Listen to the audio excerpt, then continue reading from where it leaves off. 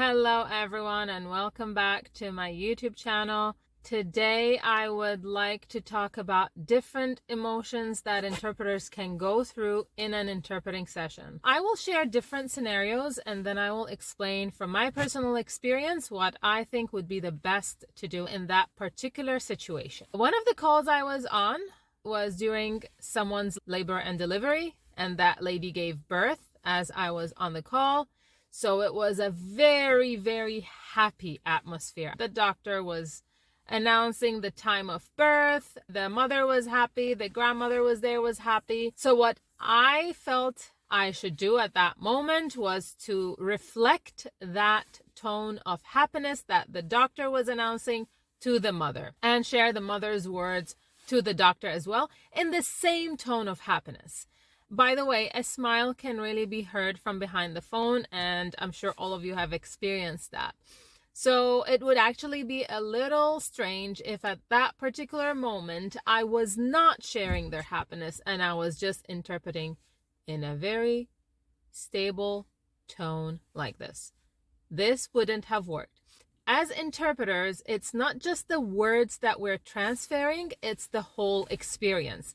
Feelings and tone of voice are part of the experience. So this is an example of a happy situation in which the interpreter has to share the happiness. Actually, I remember that call very clearly. I was very emotional, very happy at that point, and it was very easy to just share that. Let's move to another emotion. Let's say anger or frustration. A person calls a bank. They are very frustrated that the bank has charged them twice for their bill.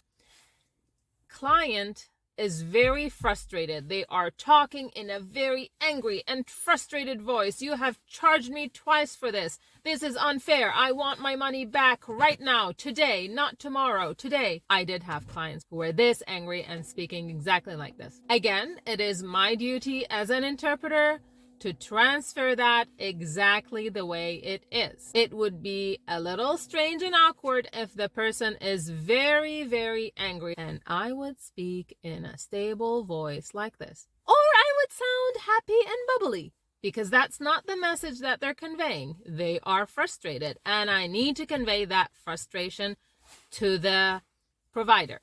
It happened a few times where the provider seemed confused when I was really sounding angry. Not all providers are used to using interpreters and they might feel offended if the interpreter is talking like that. In such situations, it's very important that the interpreter pauses, interferes, and explains to the provider that they are only conveying the message that the limited English person is conveying, and tone of voice is just part of it. Let's move to the next one. Today, I interpreted for a patient who would have to undergo a surgery, and if the smallest mistake would take place in this surgery, it would cause them one of their limbs. The patient was sobbing, crying their heart out on this call. I was thinking of my role in transferring their devastation to the provider. Mocking their crying was the solution? I definitely did not think so, because it might have sounded a little sarcastic. So I decided to convey their sadness as much as I could in my tone of voice. Usually a lower tone of voice conveys more sadness. I couldn't tell the provider, I am devastated undergoing this surgery. I thought something like this: I am truly devastated going through this surgery. It might cause me my limb and I do not want to go through it. So trying to feel as much as possible what the person is going through and conveying that to the provider would be the best solution. Another example that I can think of for another feeling, there was a mother who was desperate. So desperation. She was in a very, very desperate situation. Her son was under cardiac arrest. I was on the call. She was begging the providers for help.